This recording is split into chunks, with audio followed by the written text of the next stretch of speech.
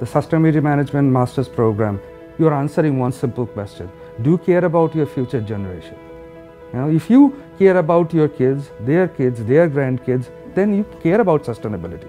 And a sustainability manager is someone who has the tools to make people understand how they can contribute towards developing a sustainable world. We have both part-time and full-time students. Our curriculum is 30 hours. Instead of thesis, we have a research project course and a seminar course which provides them with the kind of research background they will need to be successful in their job. At the same time, sustainability is not always everything about environment. It also relates to the business. They will take a sustainable business strategies course. They will take a project management course. Most of these courses are going to be taught by industry people, the people who are doing sustainability on a daily basis as a part of their job. Any organization that has a large number of employees and has a physical infrastructure, they will have to have a sustainability office. If you have the passion to develop and maintain a sustainable world, come to us and we will help you shape your passion into a career which will create an impact.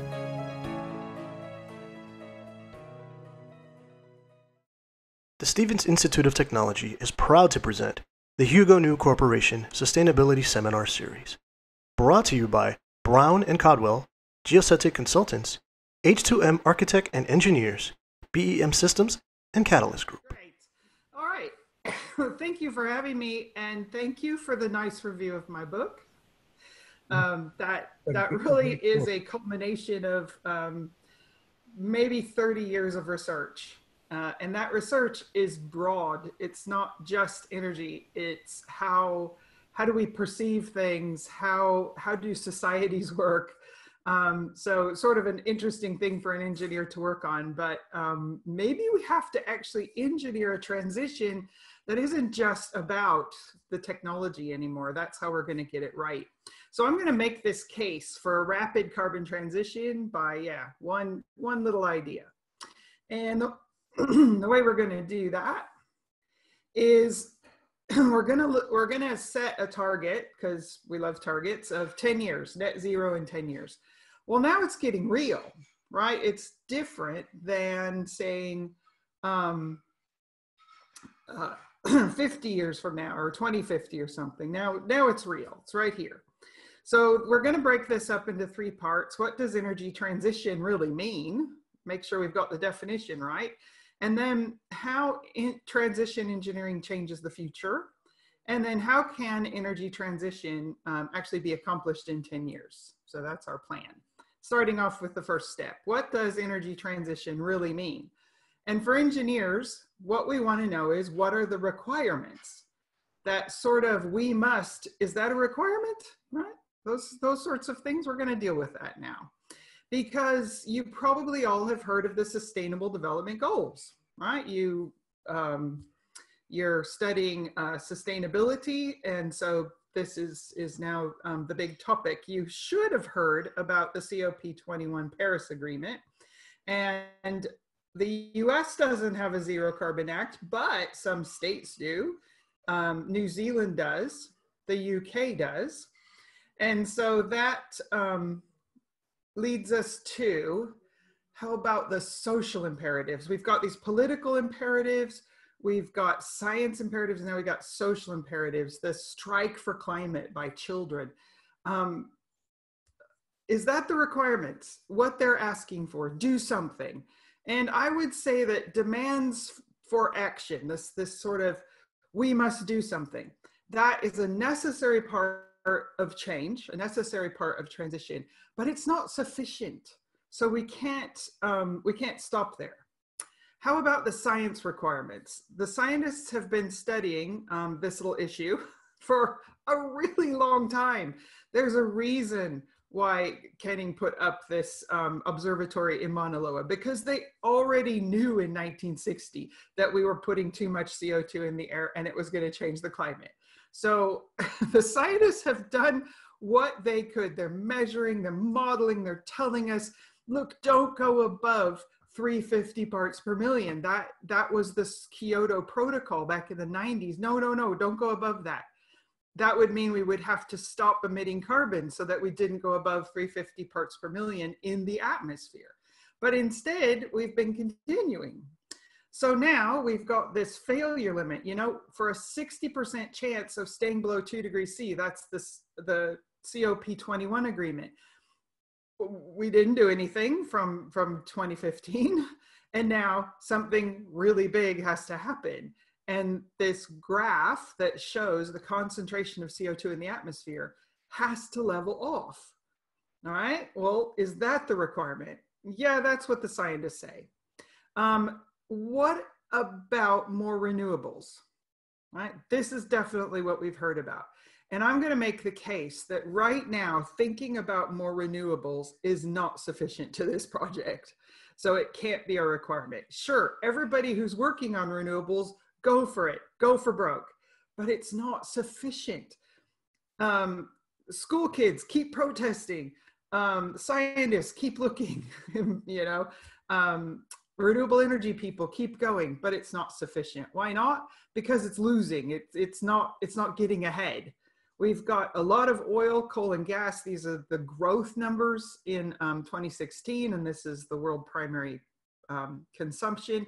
And what we see is that the renewables is not able to push the carbon out of the system. If you don't believe me, look at the 2018 numbers, 2.9% growth in those carbon emissions. Yeah, we had a large growth in renewables, but it didn't affect the carbon emissions. How about sequestration? How about planting trees, offsetting, getting, you know, uptaking the carbon? And I've just plugged in here numbers for New Zealand. If we go overseas, we put 1,000 kilograms of carbon in the air for a long haul, because that's what we do. Driving around New Zealand, about 2 tons of carbon a year go into the air just per person for the driving we do. The stuff we use, you know, everything we buy, almost 5,000 kilograms of carbon a year. And we have a lot of cows. We're supplying a lot of milk powder to the rest of the world. And so if you look at what one tree can do per year, you see that there's 3 orders of magnitude difference. So that's why we get to these numbers like billions of trees. But we have to remember that okay, the tree grows for say 28, 30 years. And then when you cut it down, half the carbon that you sequestered is going to go back into the air because of the decay of the roots, the branches, and the pine needles and whatever. So of course, if you can figure out how to get massive tree plantings, forests back, do it. But it's not sufficient to the requirements. Also, just remember, most places where we would plant trees is where there were trees before they got cut down and went in the air. So it's not an offsetting of carbon, so not sufficient. Here is the end game, all right? The energy transition is about decline of fossil fuels. That should be a bit of a perspective flip. I mean, on one hand, we know that the amount of fossil fuel we use has to go down, but that's not what we've been saying. So we're going to start saying that, decline of fossil fuels. Does it roll off the tongue? Are you comfortable with it yet? Because I'm going to show you for sure why, by the numbers, that's what we're going to do. I've plotted here, according to the climate science, the probability that global warming will remain below 1.5 degrees if we follow a particular trajectory. So this one, there's a 2% chance of remaining below 1.5 if we follow this trajectory. And you see that this is the fossil fuel production, and it's going down. And it's going down at a rate of 3% per year.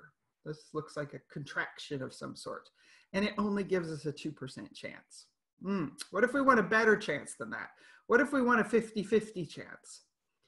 Well, that would be following this trajectory for fossil fuel production, which basically wipes out fossil fuel production by 2050. That's a 10% decline rate per year. And that is what the COP21 agreement calls for. That's what it means. Is that what we said it means? Now, if you're like me, maybe your professor there, we've got grandkids coming into this mix. And we want to give our grandkids a better chance than 50-50. And so we want this one, we want this 80% chance.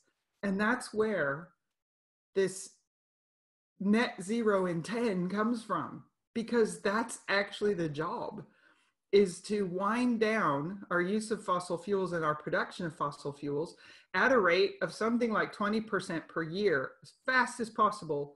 Well, not even fast as possible, more fast than we thought possible. That's what we're doing. All right. So just to remind you that the agreement for COP21, the economists have estimated that would require a carbon price of $250 per ton of CO2 in order to push the economy that way. Well, that's pushing on demand, right? That's pushing on consumers. It's not pushing on producers. So again, we're going to take another flip of our perspective and look at producers. And now, how do you feel about this right now? This chance, this what we have to do, and I don't think we can do that. Anybody sort of thinking, I don't see how we would do that. Don't worry, we're still going to get there. But I want to deal with the psychology of how we do feel when we have right in front of us the requirements for the project and we don't think that's doable. We don't understand how we would do it. It feels like something isn't right. We're doing the thing we're supposed to do, and yet it's not working. We're doing the good thing, and yet that's the bad thing. All right. So I've given you a cartoon here from my book called The Monkey Trap. And this is how we're going to think about how we get the problem definition right. So a quick little exercise. What is this monkey's problem? If you've got a notepad, tell me what the monkey's problem is. The hunter knows that monkeys love bananas more than anything. So he puts a banana in the monkey trap, this jar that has a small opening, and the monkey can smell a banana a long ways away. Ooh, easy banana, don't have to climb a tree, reach in, get it, got it. Problem. What's the monkey's problem? Is his problem that he actually likes bananas? And okay, well, if he didn't like bananas, if he could change what he wants, then he wouldn't have the problem. But bananas are good, right? So this is a really wicked problem. And that's like us with fossil fuel, with growth, with development. That's our banana, man. That's what we like. And yet it's what's got us trapped. Is the problem that the jar opening is too small for the monkey's hand? Well, that is definitely a problem, but is it something the monkey can fix? Does the monkey know how to adjust the size of the jar opening? Can he really do this? And that's sort of where renewables, it's just too small to make a difference. This trying to get your hand out of an opening that's too small, you can't do it. Is the monkey's problem that the jar is tied to a tree? If the monkey could get new skills, new technologies, new innovations to cut rope, to untie rope, then the monkey could get away, because that hunter is coming, with a club. Is that going to happen? Is that really going to work? Is the monkey's problem that the hunter is coming? And this goes to the way that we talk about climate change, right? We have to fight climate change. We have to beat climate change. We have to take action. Well, that's the situation this monkey is in when the hunter comes out of the forest with his club. The monkey knows what a problem this is. The monkey knows this is not good. And so what does the monkey do? He gets upset and he protests. And he jumps up and down and he screeches and he shows his teeth. Well, that doesn't stop the hunter from coming closer with his club. So yes, the monkey has this sort of complex problem that is so simple to solve. Let go, run away. All right. So I hope you remember the monkey trap and use it to talk to people about why it's not the thing we've been working on, the thing we've been thinking about. No, we actually have to think differently, because that's where we're going now. How does this one idea of transition engineering change the future? And I'm going to propose that it's because transition engineering is regular engineering, but from a new perspective. So we're always going to think of this flipping of the perspective 180 degrees. The old perspective is this, and it should sound familiar. If we want to fight climate change, we must take action. Have you ever heard that? If you Google word searched it, you would probably find it. And here's the mistake in that perspective. If, seriously, if it was an option to not fight climate change? Yeah, seriously? Okay. Big mistake in how you pose the requirement. It's not an if. And then we must. Okay, who's we? What action would it be that we would take? How would we know it's the right action? And so this we must being so non-specific in who it is that's actually going to take an action and why is why that sentence was being said 30 years ago and it still doesn't do anything. All right. Next one. We must have, so there's we must again. We must have more clean energy solutions. All right. What's wrong with that old perspective? Again, we must. More clean energy, more. Anything that looks like more does not look like 20% reduction in fossil fuel. Because with 20% less fossil fuel next year, you're not going to be doing more of anything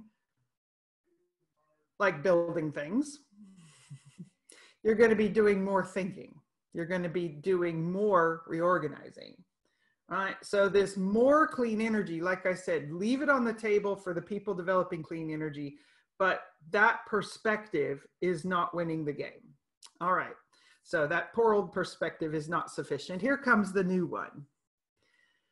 We're going to use logic, and we're going to follow the logic that the requirement is to stay under 1.5 degrees, and we know what that means for fossil fuel production. Following that logic that a future exists where everything that needed to be done was done, and global warming has remained below 1.5 degrees. And you notice I'm using the words global warming, not climate change. Global warming is the physical outcome of putting carbon dioxide in the air. It's a real thing. Climate change, yeah, we can't know for sure what we're going to do to the climate, but we can know what we're going to do to global warming. That's thermodynamics. All right. Then something disruptive but productive must happen, or sorry, I took out the must, happens. Something happens that reduces fossil fuel production by 80% within 10 years, and it happens now. Okay, so that's our logic. And having looked at this many ways, the one thing that would do it is a change in all engineering. And if we do that, the future is radically different. Ooh, a change in engineering, like a new kind of engineering? Kind of, we'll get there.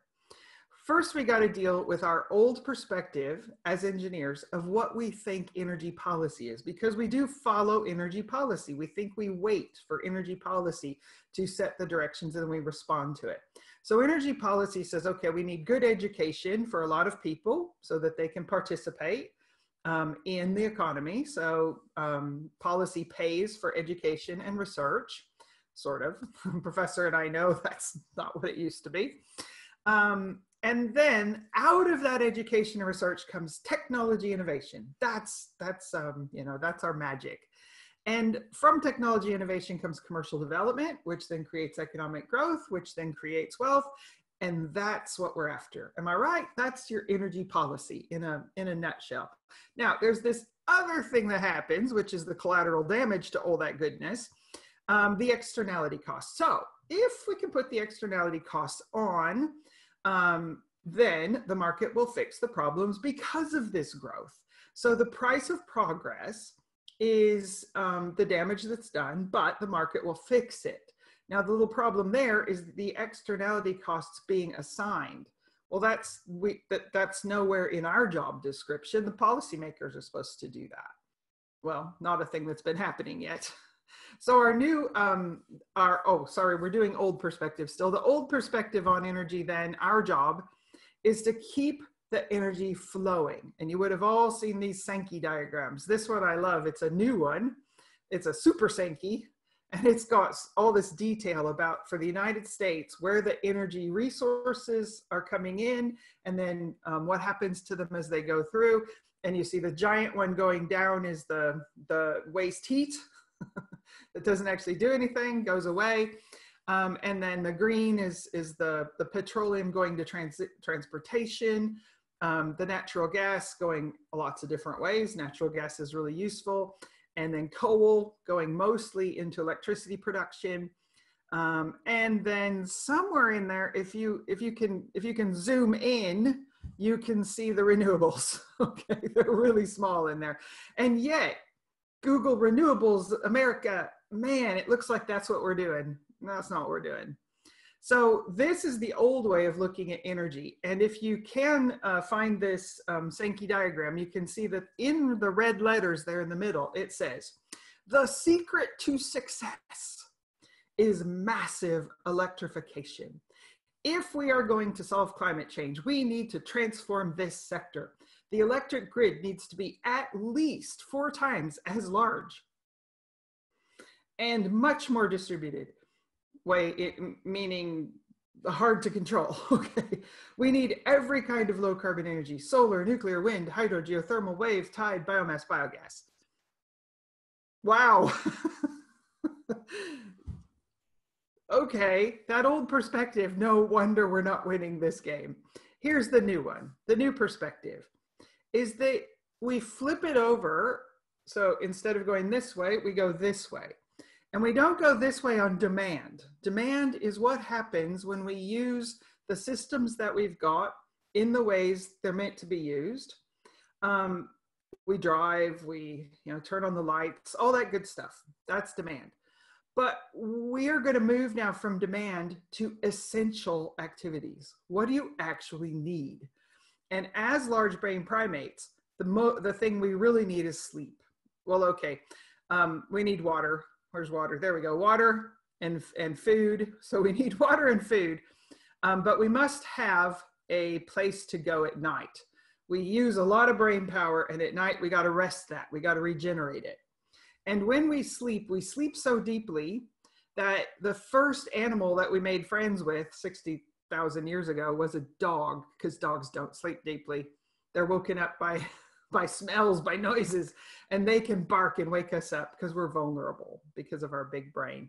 And we also get together with other people we trust, so that when we're sleeping and we're safe, and we build a shelter around us to protect ourselves when we're sleeping. So funny, weird, what kind of perspective is this, that I got to think about where I sleep and the fact that I need that home as the core of the job of transition engineering. So we start with the activities in the home, and you see that very few of those are economic activities.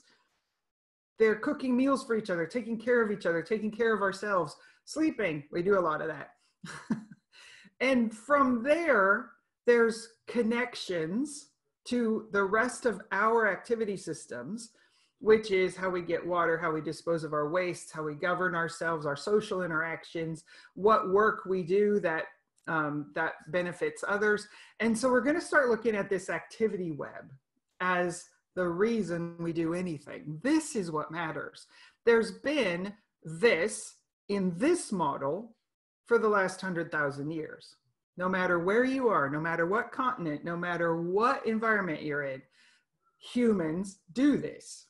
They set up their activity system, and it's a web of access. So that's what we're looking for, is the access to the essential activities.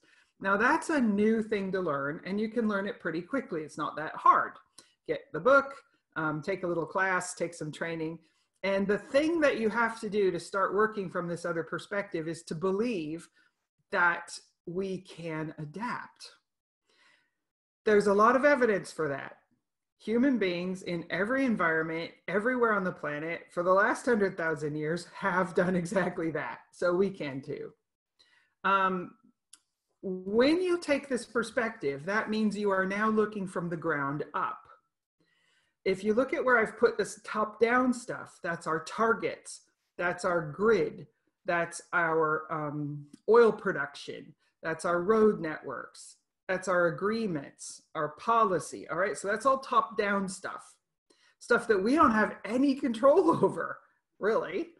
And then the transition engineering from the ground up, starting with where we sleep and working up and out from that, that sees that you've got communities, you've got councils, you've got the farmers and fishermen and the things that supply that community and the organizations within the community. And now you look upwards and the two must meet because you work in the context of the top down around training and skills, right? Action research on technologies. Now, action research means that you do the research with the people at the ground level, all right? Academic research is modeling of climates, modeling of pathways, energy pathways, new technologies that can come in from the top down.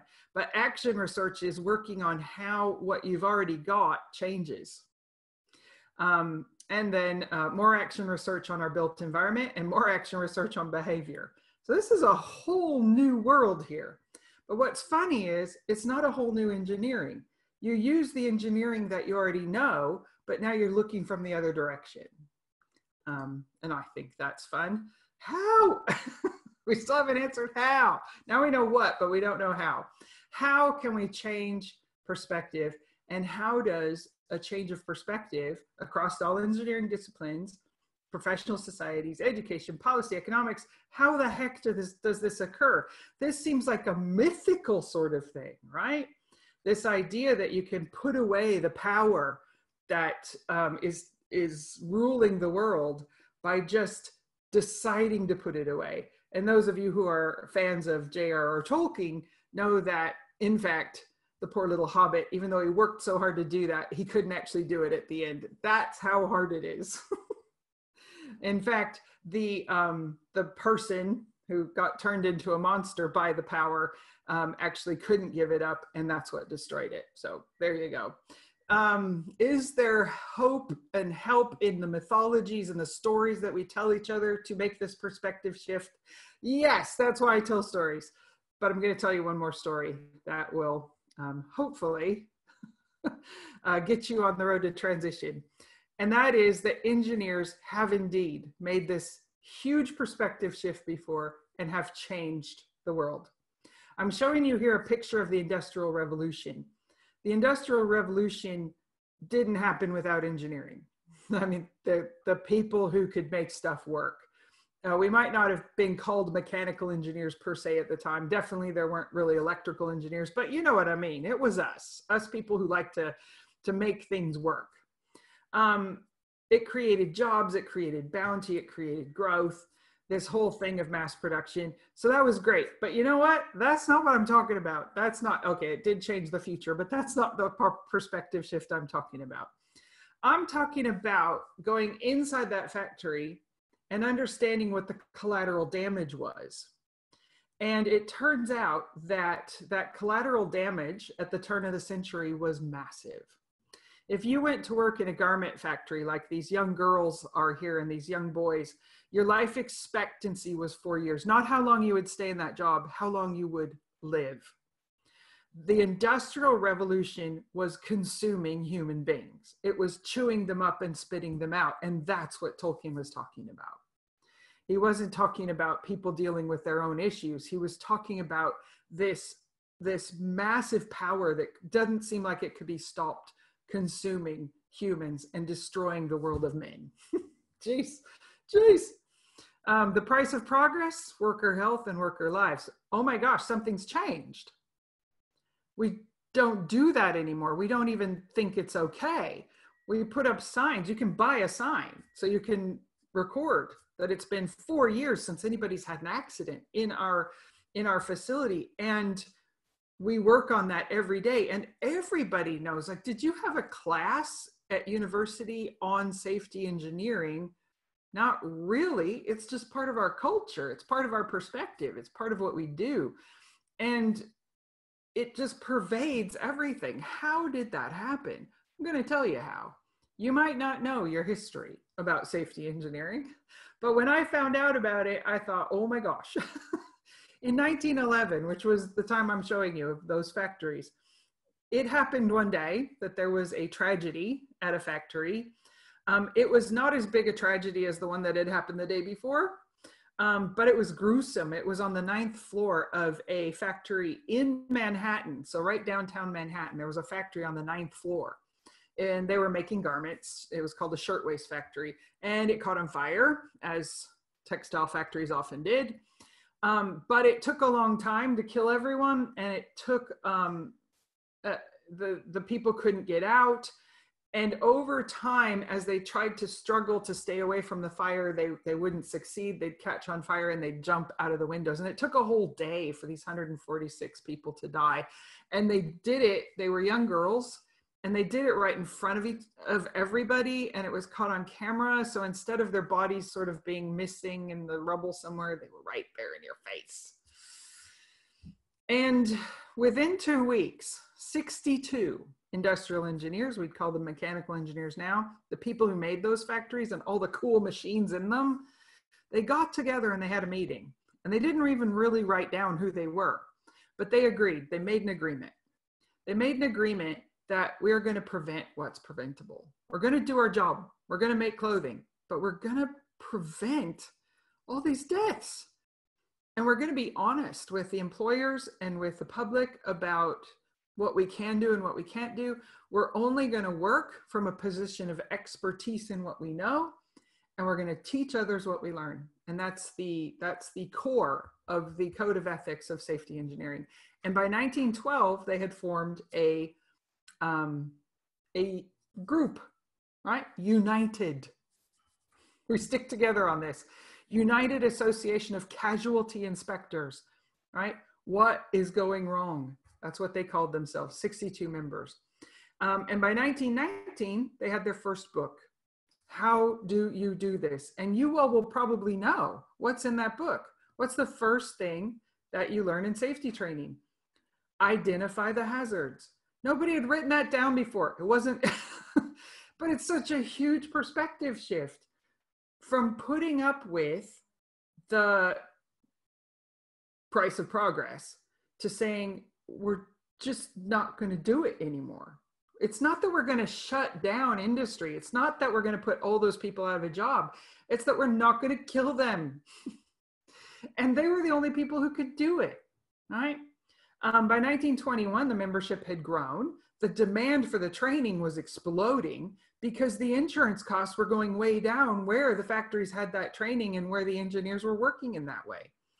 By 1924, you started to see that way of thinking leading to new products and research on new products. And look now, if I was to write a proposal to National Science Foundation or Department of Energy saying I want to work on something because it would make things more safe, because it would, I wouldn't get any funding. We don't fund safety research. Industry does. That's interesting. And by 1933, we have especially fire safety, but we have safety managers, we have plant inspections, and you can see how quickly this is rolling. We've got the threshold limit for toxic health hazard, and that was in these new places where people are breathing in chemicals. That was not the government. That was this association of safety engineers. By 1937, they had this idea of setting standards that everybody can follow. So we all know the things that we need to do. By 1956, you finally get the academic journal coming in. So it wasn't an academic exercise that started safety engineering at all. The academics started to see that there was stuff, especially around product development, like people learning that that really bright color of yellow attracts people's attention, that those kind of weird sounds attract people's attention, right? There's science behind all this.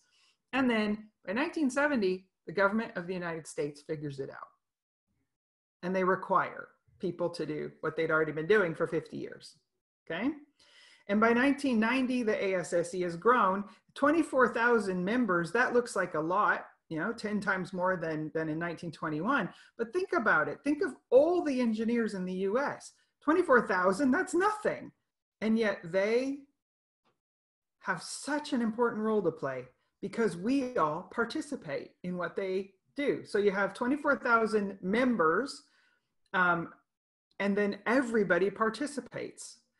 And by 2000, the government did a study that showed that the economics of safety is positive. In other words, do not wait for economists to tell us what to do. Don't wait for them to price externalities appropriately. It was already a done deal by then. All right. So that takes me to the evidence that this one little change of perspective in downtown Manhattan in 1911 changed the world, changed the future. Well, here's the evidence from the UK. Back in 1900, they were losing 5,000 workers a year. And the population was a lot lower. All right, something happened. Yeah, there was a war or two, but the trend is kind of downwards. We start to get these safety standards, and that trend really takes off. And now you would expect to lose less than 200 people a year at work in the UK. Now, if this hadn't happened, if safety engineering hadn't happened, we'd be looking at 8,600 people a year dying on the job. Unbelievable. That future did exist 100 years ago. That future was absolutely possible. If you just did a trajectory, you'd see that's where you were going. It didn't happen because 62 engineers got together and changed their perspective. All right, that wasn't the last time. Every time we have a major blowout of those externalities, the costs of progress, the price of progress, engineers take a corrective action. And this pattern goes like this. In 1911, the San Francisco earthquake was, as you know, devastating, but that wasn't what killed the most people. It was bad engineering. And the engineers figured that out and started natural hazards engineering.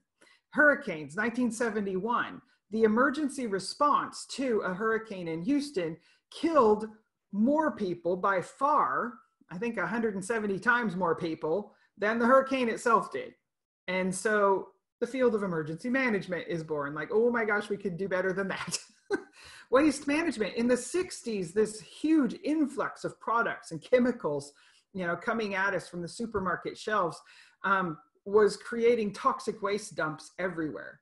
And that was killing people, and engineers went, okay, look, we got to deal with this.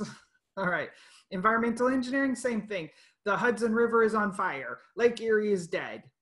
Oh, we can do better than that, right?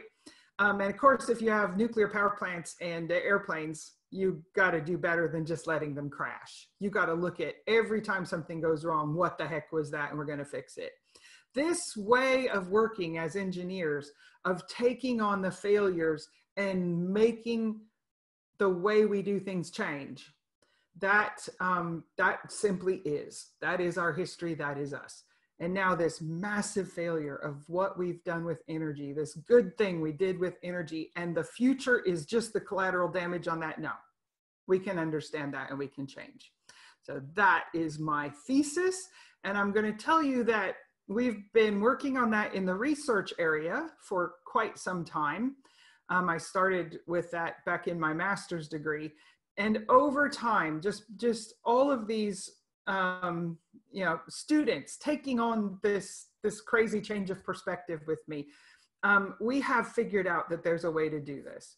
All right, sorry it took so long, but in 2014, the first publication, including transition engineering, was published in Principles of Sustainable Energy Systems, and then another chapter in this book from Springer.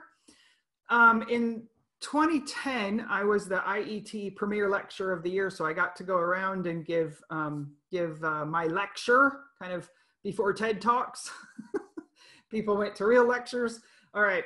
And when I was in the UK and I gave my lecture on transition engineering, a bunch of people, and the people you're looking at there are the trustees of the Global Association for Transition Engineering, got together and said, that's what we should do. And so they've done this tremendous work. They're all fellows of IMECE, fellows of women in engineering. They're top-notch engineers, and they have created this global association for transition engineering, one of the steps required to make this massive change. And you are more than welcome to join GATE now as a associate member. All engineers can join GATE, And then as you learn the transition engineering and do some projects, you can apply for membership. So it's just an elevated status. And that's the way things go. We've got CPD training now, and that training is starting to take off. And I'm hoping that my little book will help professors all over the world inject that new perspective into their own sustainability classes. The Massification, I've worked with Grenoble University. They're starting a new school, transition engineering school. I've taught at other universities around the world, taught transition engineering, and now, actually being pushed by COVID, I finally figured out how to do an online class so I can get things out there. All right, and the new book has arrived. So it's not a massive book. It is an engineering book, but it deals a lot with this psychology. So that's the plug for the book. And now I'm going to just hit on what are the key things in transition engineering that let us activate that new perspective. The first one is getting the problem definition right. In my little monkey trap story, the monkey had a wicked problem. What's a wicked problem? It's where the good thing is also the bad thing, where the thing that you want, and you're not wrong in wanting it, is also what's going to kill you. Okay, so it's where the good thing is the bad thing, this wicked problem. And so the way that we go about taking a wicked problem, putting it on the table and defining it. Wicked problems defeat us. That's why we never solve them. And so we have to have a way, a method to deal with wicked problems. Now, I don't know if any of you have ever done thermodynamics in your classwork. Thermodynamics is my best analogy for this, because if I told you right now, you know, the peak pressure, and I give you a setup of now determine what's the efficiency or something, you're like, ah! I can guarantee you're going to go to the method, and you're going to march through the method of how you figure out what that power plant efficiency is. That's what I mean by method. That when you cannot solve something by looking at it, you have to have a method. All right. So this is our method for approaching wicked problems. And the first thing about that is to admit that it works great. That's what makes it wicked. So driving around our cities in cars works great. That's our biggest monkey trap, probably. And so there's no solution to that. And there's no solution because we think there's solutions. Oh, electric cars then. Yeah, actually do the numbers on that. That's not actually a solution. All right. And because it's so complex. So you can learn how to do this wicked problem thing. And it's just such a de-escalation. I did a wicked problem workshop with CEOs of regional councils a couple weeks ago. And they're not engineers, but that's the thing that we have to do with transition engineering, is be able to communicate with people in all fields. It's a systems level thing. And so we were able to do this with them and just sort of decompress their angst about their wicked problems in a way that they now are ready to go to the engineers and say, I think you can work on this, as opposed to, we don't know what to do about this. And that's important, because once the engineers get the job, you're going to be looking at that wicked problem too and going, there's no solution to this. It's true. There's no solution. And so when there's no solution, the thing you got to do is get innovative. But that's okay, because we like to be innovative. We like to solve problems in ways that nobody saw before. And we actually need that. We need innovation, not a new thing, you know, not a new kind of drink bottle or whatever, but we need innovation in how we even are going to approach a project here. So that innovation and perspective change. And the way to do that is this method. So it might look a little bit like thermodynamics. I don't know. Problem step number one, once you've defined the wicked problem, walk away from it for a minute and go back in history 100 years. And that essential thing that you're trying to do that's now wicked, how were they doing that 100 years ago? Did they have the same wicked problem we do? Or did they have you know, a way of doing it that could have actually continued sustainably? And so this practice of learning history, I think we've completely forgotten that we can learn from history, because people 100 years ago were as smart as us. They actually were. And so we can learn from them. And then the process is to then look at how things changed over time, get your data about what's going on today, look at the scenarios that people are saying, you know, what the policies are trying to influence, what we're trying to do, put numbers to those. And if they aren't going to work, walk away. Put the, nope, I'm not going to look at that anymore. That's fine for everybody else. But if I'm going to be innovative, I can't be distracted by the things everybody already thinks are solutions. I got to look for new things. So then we do what's called the forward operating environment, which is understanding, well, basically that graph we've been looking at. Okay, so that happens. Now we move 100 years in the future and see what that's like. Because the future we choose is the one where we did the 80% decline, yes? So we go to our place, we look at the essential need that we're focusing on, and we see how are they meeting it then. And that requires creativity. It might be that we pair up with media people. It might be that we pair up with creatives in order to explore this space. So far, we've been doing fine, but you know, we've got me and I'm more creative. So maybe, I think we can all do this 100 years in the future. If you practice it and you learn the rules of time travel, you'll be okay. Then of course, we learn something that they know that we don't know. And we bring that back to now and we say, okay, that's what we're gonna do. And that's the yellow star there, the trigger, and then the innovation that moves us towards that. And that's, it's doable. We've done dozens and dozens of projects where this method has worked. So that's what we're going with. And now, okay, that sounds great. A method, happy, read a book, take a class. I can be a transition engineer, but seriously, is this going to work? How are we going to accomplish carbon neutrality in 10 years? And don't tell me magic beans, right? No magic beans now. We got no time for that. Got no time for that. Something that'll be ready in 10 years? Not even going to talk about it. So we are going to deal with the wickedest problem of all, and that is our friend oil. Why is oil so wicked? Because it works great. There's no better fuel in the universe. Okay, works great. Hi, Professor. Sorry to interrupt you here, but we have the last 10 minutes here. Yep, that's about what we got. Okay. All right, so yeah, if the oil supply stopped today, we know that would be zombie apocalypse. But if the oil supply doesn't stop, then we've got climate apocalypse. So that's our problem. This is what the world looks like, what the world oil production history looks like out 100 years from now, where that future that we want to go to is. All right, and that math, do you all understand that math? That's our 10% per year reduction. It might look impossible, but that's where I want to go next. All right, we used a matrix game approach. That's a thing that's in the book. And we said, okay, we got one objective, failure is not an option. Who are the principal actors? And then we do negotiation rounds to find out how does that happen? How does that production retreat happen? The main actors are the oil companies, obviously, the OECD, the United Nations, and the IEA. Oil companies, 10% production decline per year. Yes? What do you think? Sure, if we make more money doing that. That's our rule. Okay, we get together, we start looking at the numbers for oil companies, and it turns out that is not hard.